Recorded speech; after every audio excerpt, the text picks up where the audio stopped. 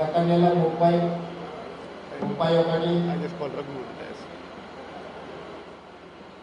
ప్రియ మిత్రుడు పార్లమెంట్ సభ్యుడు రఘువీరారెడ్డి గారిని మరి ఈ కార్యక్రమానికి ఆహ్వానిస్తున్నారు.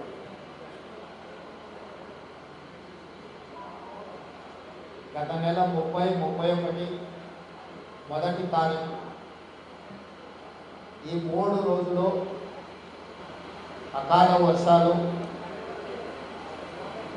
అతిగా వర్షాలు కురవడం వల్ల దాదాపు అధికారుల నివేదికల ప్రకారం హుజూర్ నగర్, కోదాడ, తుంగతుర్తి, సూర్యాపేట జిల్లాలో 30 సెంటీమీటర్లకు పైగా వర్షాలు కురవడం, దీనివల్ల పెద్ద ఎత్తున పంట నష్టం, ఆస్తుల నష్టం, కొంత ప్రాణ నష్టం జరిగిన సందర్భంలో రాష్ట్ర ప్రభుత్వం వైపు నుంచి ప్రజల్ని సంపూర్ణంగా ఆదుకోవాలి, ప్రజలకు ఒక విశ్వాసం కల్పించాలన్న ఆలోచనతోటి ఈరోజు నేను ఈ పర్యటన చేపట్టి సూర్యాపేట జిల్లా కోదాడ శాసనసభ నియోజకవర్గానికి ఇందులో పెద్దలు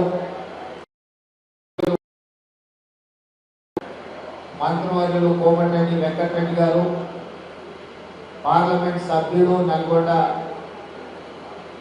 కుందూరు రఘువీరెడ్డి గారు, ఉత్తమ్ పద్మావతి గారు, కోదాడ శాసనసభ్యురాలు మంత్రుల సామ్యల్, తుంగతుర్తి ఎమ్మెల్యే గారు, కలెక్టర్ గారు, ఇతర ప్రజాప్రతినిధులు, అదేవిధంగా సాగునీటి, విద్యుత్ శాఖ, R&B, పంచాయతీరాజ్, ఇతర శాఖలకు సంబంధించిన అధికారులు క్షేత్రస్థాయిలో గత 3 రోజుల నుంచి నిరంతరం ప్రజలకు అందుబాటులో ఉండి ప్రజల్ని ఆదుకునే ప్రయత్నం చేసి ప్రాథమికంగా సూర్యాపేట జిల్లాలో జరిగిన ప్రాణ, ఆస్తి, పశు నష్టము, ఆస్తుల యొక్క నష్టాన్ని అంచనా వేసుకొని కలెక్టర్ గారి నేతృత్వంలో ఉత్తమ్ కుమార్ రెడ్డి గారి సమీక్ష సమావేశంలో వారు ప్రాథమిక నివేదికను రాష్ట్ర ప్రభుత్వానికి ఇవ్వడం జరిగింది.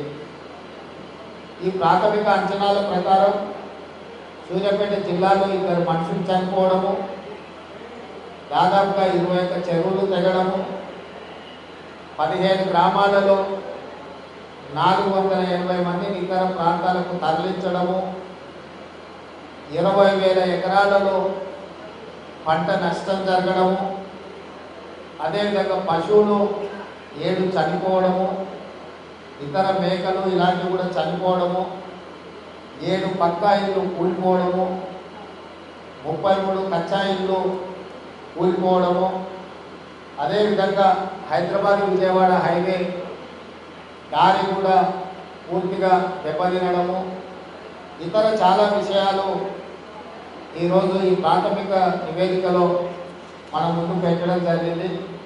అదేవిధంగా తుంగతుర్తిలో కూడా పశువులు చనిపోవడము, చెక్ డ్యామ్లు డ్యామేజ్ అవ్వడము, అదేవిధంగా ఇల్లు కూలిపోవడము, ఇతర అంశాలను కూడా స్థానిక శాసనసభ్యులు నా దృష్టికి తీసుకురావడం జరిగింది.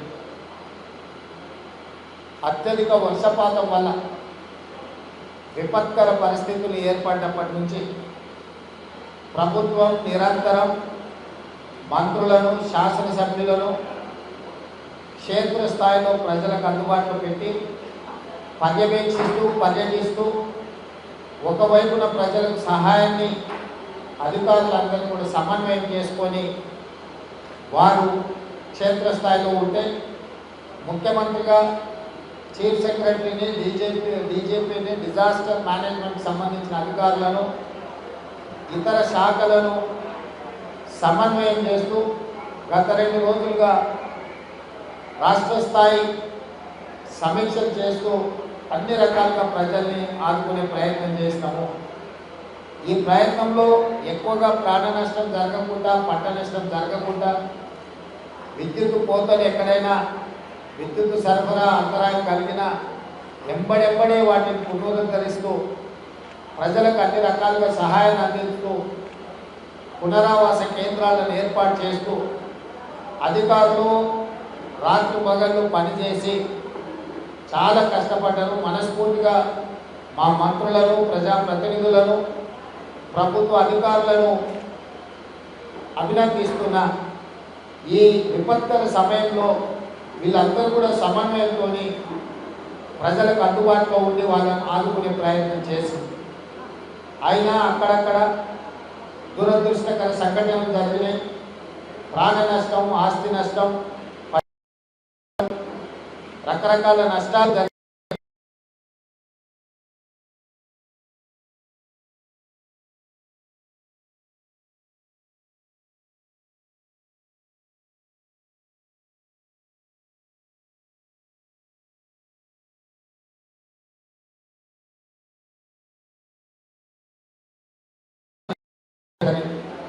నిన్న సాయంత్రం ఇక్కడ ఉన్న ఖమ్మం జిల్లాలో, నల్గొండ జిల్లాలో, ముఖ్యంగా సూర్యాపేట జిల్లాలో ఉన్న పరిస్థితులను దృష్టిలో పెట్టుకొని ప్రధానమంత్రి నరేంద్ర మోడీ గారితో, హోంశాఖ మంత్రి అమిత్ షా గారితో కూడా చర్చ చేసి మనకున్న పరిస్థితులను వివరించి, అదేవిధంగా రాహుల్ గాంధీ గారికి కూడా ప్రధాన ప్రతిపక్ష నాయకుడికి మన రాష్ట్రంలో ఉన్న పరిస్థితులను వివరించి ఎప్పటికప్పుడు మన రాష్ట్రానికి సహాయంగా ఉండాల్సిందిగా కూడా ప్రధానమంత్రి గారు, హోంశాఖ మంత్రి గారు, అదే ప్రతిపక్ష నాయకుడు రాహుల్ గాంధీ గారు స్పష్టంగా మాట ఇవ్వడం జరిగింది. ఈ నేపథ్యం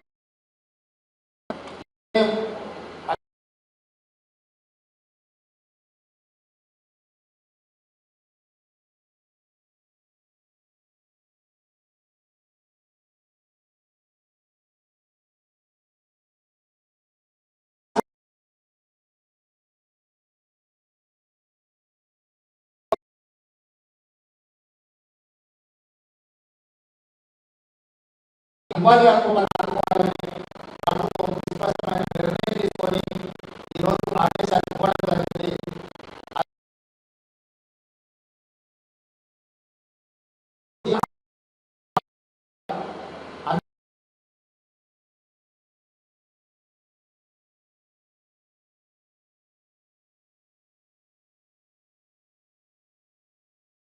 ఈ ప్రభుత్వం నిర్ణయం తీసుకున్నది.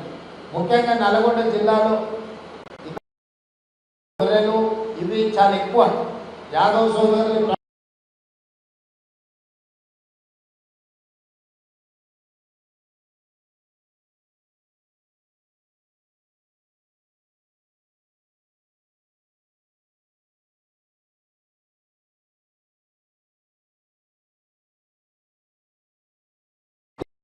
ఇప్పుడే అక్క ఉత్తమ్ పద్మావతి గారు, ఉత్తమన్న వీళ్ళందరూ చెప్పిన మేరకు ఈ ప్రాంతంలో 20,000 ప్రాథమిక అంచనా.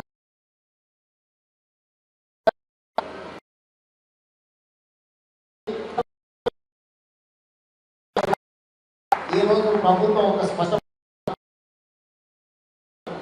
అదేవిధంగా ఇల్లు కూలిన వాళ్ళు ఇల్లు దెబ్బతింటే ప్రధానమంత్రి ఆవాస్ యోజన కింద ఎంతైతే నష్టపరిహారం వస్తుందో పూర్తి స్థాయిలో ఇల్లు కోల్పోయిన వాళ్ళకు కూడా ప్రధానమంత్రి ఆవాస్ యోజన కింద నష్టపరిహారం ఇవ్వడం జరుగుతుంది.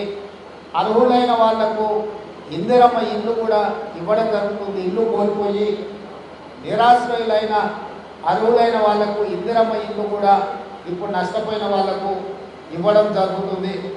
ఇదే కాకుండా స్థానికంగా అత్యవసరంగా ఏదైనా నిర్ణయాలు తీసుకోవాలంటే అధికారులకు అంచనాలు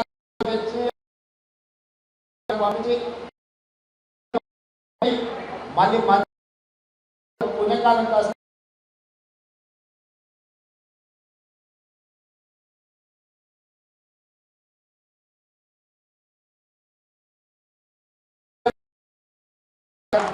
డిపాజిట్ చేస్తుంది గవర్నమెంట్. ముందస్తుగా 5 కోట్ల రూపాయలు విడుదల చేస్తున్నాం. ఎక్కడికి వెళ్ళినా అక్కడ స్పాట్లో అక్కడ సమస్యను చూస్తే అక్కడ ఆదుకోవడానికి అవసరమైన 2 లక్షలు, 5 లక్షలు, 10 లక్షలు, 20 లక్షలు ఏం కావాలన్నా అక్కడికక్కడనే మంజూరు చేసే విధంగా అందుబాటులో 5 కోట్ల రూపాయలని సూర్యాపేట కలెక్ట్ చేయమని చెప్పి నేను బయలుదేరే ముందే చీఫ్ సెక్రటరీ గారికి నేను ఆదేశాలు ఇచ్చాను. అదేవిధంగా పాఠశాలలో కూడా పిల్లలకు సెలవులు ఇచ్చి, ఎందుకంటే గురుకుల పాఠశాలగా ఇతర పాఠశాలల్లో లేదా మండల కేంద్రాలు లేకపోతే జిల్లా కేంద్రాల్లో ఉన్న విద్యార్థులు ఈ వర్షంలో పాఠశాలలకు వెళ్ళాలన్న ఇబ్బంది ఉంది కాబట్టి కలెక్టర్లకే స్వయంగా నిర్ణయించే విధంగా అక్కడ ఉన్న విపత్కర పరిస్థితులను బట్టి అక్కడికక్కడనే వాళ్ళు నిర్ణయం తీసుకొని పాఠశాలలకు సెలవులు ఇవ్వడానికి కూడా కలెక్టర్లకు పూర్తి స్థాయిలో వాళ్ళకు ఒక అనుమతి ఇవ్వడం జరిగింది. ఈరోజు ఈ రాష్ట్రంలో ఉన్న విపత్కర పరిస్థితులను రాజకీయాలకు అతీతంగా మనందరం కలిసికట్టు ఎదుర్కోవాల్సిన అవసరం ఉంది. దాని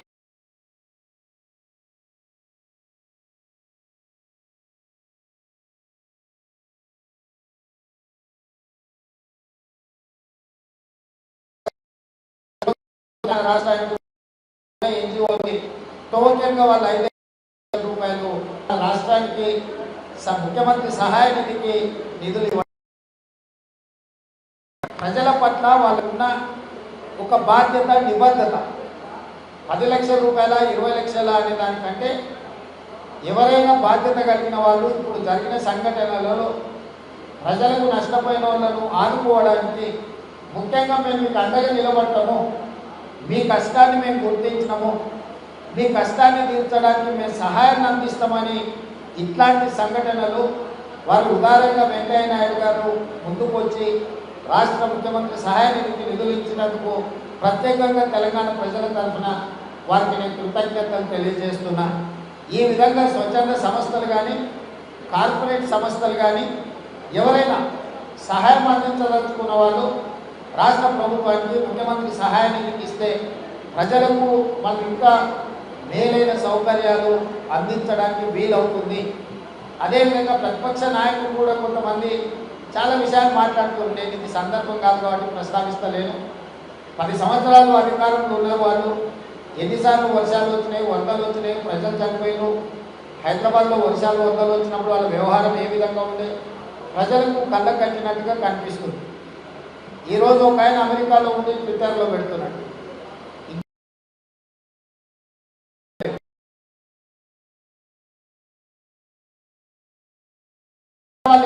నిశ్చితంగా గమనిస్తున్నారు.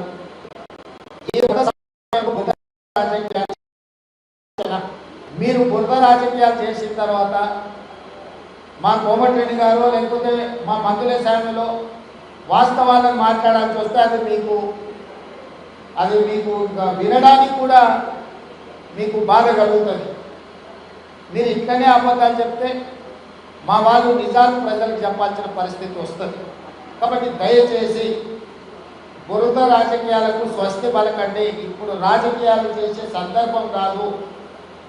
అందరం క్షేత్రస్థాయిలో పర్యటనకు వెళ్ళాల్సిన సందర్భము, క్షేత్రస్థాయిలో ప్రజలకు అండగా ఉండాల్సిన సందర్భము. మీకు బెయిల్ వచ్చిందంటే 20 మంది ఎమ్మెల్యేలను వేసుకొని ఢిల్లీకి పోవడానికి మీకు సమయం ఉంటుంది. కానీ ప్రజల కష్టాలలో నుండి చనిపోతే ఎవరు కేసీఆర్ గారు కానీ కేటీఆర్ గారు కానీ క్షేత్రస్థాయికి మాత్రం రాదు. ఒకరు అమెరికా పర్యటనలు ఉంటారు, ఇంకొకరు ఫామ్ హౌస్లు ఉంటారు. మీరు ఈ ప్రభుత్వం చేస్తున్న ప్రయత్నాన్ని తప్పుపట్టే విధంగా ఖమ్మం జిల్లాలో జరుగుతున్న దీంట్లో మంత్రులు పూర్తిగా అక్కడనే క్షేత్రస్థాయి. ఉత్తమ్ కుమార్ రెడ్డి గారు ఎక్కడనో ఢిల్లీలో ఉంటే వృధా ఉండిన రాత్రి బయలుదేరి ప్రజలకు అందుబాటులో ఉండాలి అని వాళ్ళు పరిగెత్తుకు వచ్చింది. నిన్న సీతక్క కావచ్చు, శ్రీధర్ బాబు కావచ్చు, పొన్నం ప్రభాకర్ గారు కావచ్చు, భట్టి గారు కావచ్చు, పొంగులేటి తుమ్మల గారు కంప్లీట్గా క్షేత్రస్థాయిలో వాళ్ళు ప్రజలలో ఉన్నారు. మొన్నటి నుంచి నేను నిద్రపోకుండా కమాండ్ కంట్రోల్ రూమ్ ద్వారా అందరినీ పర్యవేక్షిస్తూ ఎక్కడికక్కడ అధికారులకు ఆదేశాలు ఇస్తూ కలెక్టర్లందరినీ అప్రమత్తం చేసి అన్ని శాఖల అధికారులను సమన్వయం చేసి వీలైనంత మేరకు ప్రజలను ఆదుకుంది. హైదరాబాద్లో మూసి వరద నుంచి మొదలు పెట్టి హైదరాబాద్లో ఈరోజు రోడ్ల మీద వస్తున్న నీళ్లను కూడా పూర్తి స్థాయిలో తొలగించి ప్రజల్ని ఎక్కడికక్కడ ఆదుకునే ప్రయత్నం చేసినాము.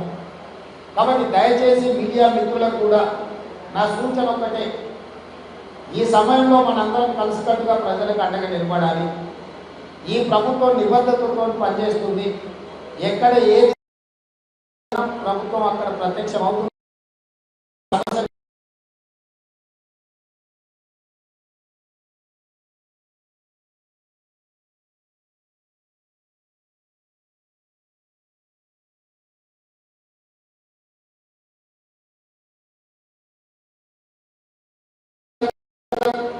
రెస్పాన్స్ ఫోర్స్ ఎన్డీఆర్ఎఫ్ కేంద్ర ప్రభుత్వ పరిధిలో ఉంది. మనకి ఎప్పుడు ఏదైనా ఉపద్రవం వచ్చినప్పుడు మనం కేంద్రం వైపు చూస్తున్నాం. మీరు విమానాలు పంపించండి, మీరు బోట్లు పంపించండి, మీరు సిబ్బందిని పంపించండి అని ఆలోచన చేసి సేమ్ సిమిలర్ ఒక ఆర్గనైజేషన్ స్టేట్లో పెట్టుకోదలుచుకున్నాము. స్టేట్ డిజాస్టర్ రెస్పాన్స్ ఫోర్స్ని ఎస్డిఆర్ఎఫ్ తెలంగాణ రాష్ట్రంలో 8 బృందాలుగా రాష్ట్రంలో వివిధ ప్రాంతాలలో, ఎందుకంటే ఒక్కొక్క జిల్లాలో ఒక దగ్గర ఉంటే అక్కడ లోకల్ ఏ సమస్య వచ్చినా తక్షణమే వాళ్ళు అక్కడికి వెళ్ళడానికి వీలవుతుందని చెప్పి 8 బృందాలుగా ఒక్కొక్క బృందంలో 100 మందిని సిబ్బంది స్పెషల్ ప్రొటెక్షన్ ఫోర్స్లో ఉన్న పోలీస్ సిబ్బందికి శిక్షణనిచ్చి ప్రత్యేకంగా వీళ్ళని సుశిక్షితులుగా తయారు చేసి వాళ్ళకి సంబంధించిన ఏమేమి మనకు అవసరం ఉంటుందో అవి మరబోట్లు కావచ్చు, ఇతర సామాగ్రి కావచ్చు, వరదలలో వాళ్ళని ఆదుకోవడానికి ఫైర్ డిపార్ట్మెంట్తో పాటు వీళ్ళకు కూడా అన్ని రకాలుగా అంత వ్యవస్థ ఏర్పాటు చేయాలని ఎస్డిఆర్ఎఫ్ కూడా మనం తక్షణమే ఏర్పాటు చేసుకోవాలని కూడా ఈరోజు రాష్ట్ర ప్రభుత్వం నిర్ణయం తీసుకున్నది. ఇందులో 800 మంది 8 యూనిట్లు ఉంటారు. ఈ 8 యూనిట్లు ఉదాహరణ బీచ్పల్లిలో, ఆదిలాబాద్లో, కొత్తగూడెంలో ఎక్కడైతే స్పెషల్ బటాలియన్స్ క్యాంపు ఉన్నాయో వీళ్ళని అక్కడ పెడతాం. అత్యవసరంగా జిల్లాలలో ఏ సమస్య వచ్చినా మొట్టమొదట వాళ్ళు పరిగెత్తి సహాయక చర్యలలో పాల్గొనేటట్టు ఈరోజు నిర్ణయం తీసుకొని ఎస్డిఆర్ఎఫ్ని మనం స్టార్ట్ చేసుకున్నాము.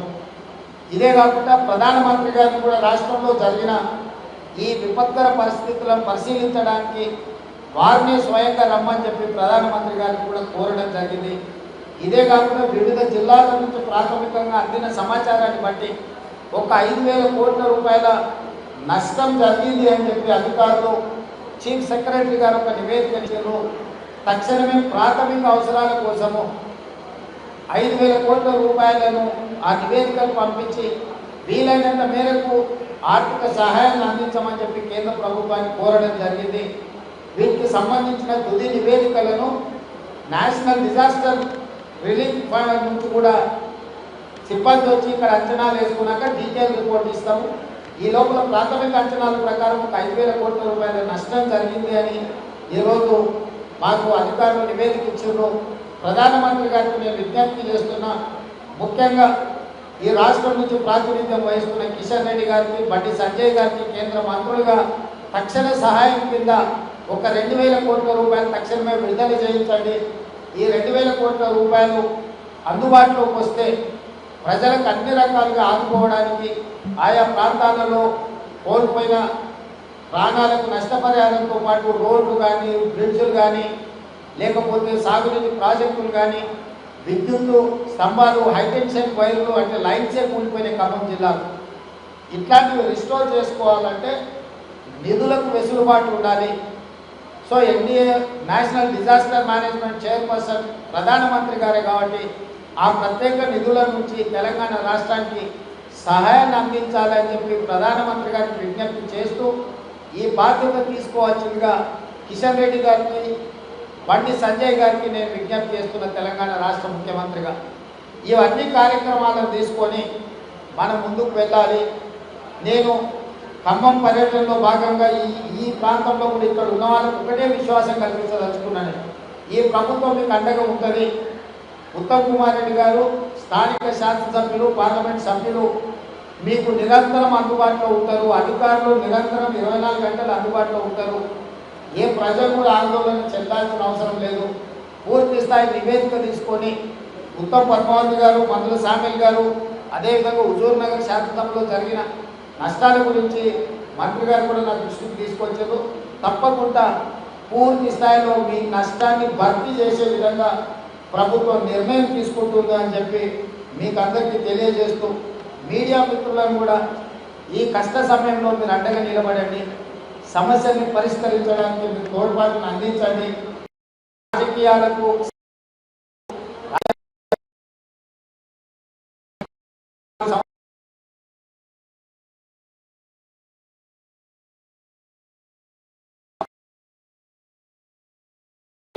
దృష్టికి తీసుకురండి. వాటిని పరిష్కరించే బాధ్యత ఈ ప్రభుత్వం తీసుకుంటుందని తెలియజేస్తూ మరొకసారి మా కలెక్టర్ గారికి అధికారులను అభినందిస్తూనే ఇంకా బాధ్యతాయుతంగా ప్రజలలో ఉండండి, అంచనాలు వేయండి, నష్టం జరిగిన ప్రతి ఒక్కరిని ఆదుకోవడానికి నివేదిక తయారు చేయండి. మీ నివేదికల ఆధారంగా ప్రతి వాళ్ళని ఆదుకునే ప్రయత్నం రాష్ట్ర ప్రభుత్వం చేస్తుందని చెప్పి తెలియజేస్తూ మీ అందరి దగ్గర సెలవు తీసుకుంటున్నా. ధన్యవాదాలు.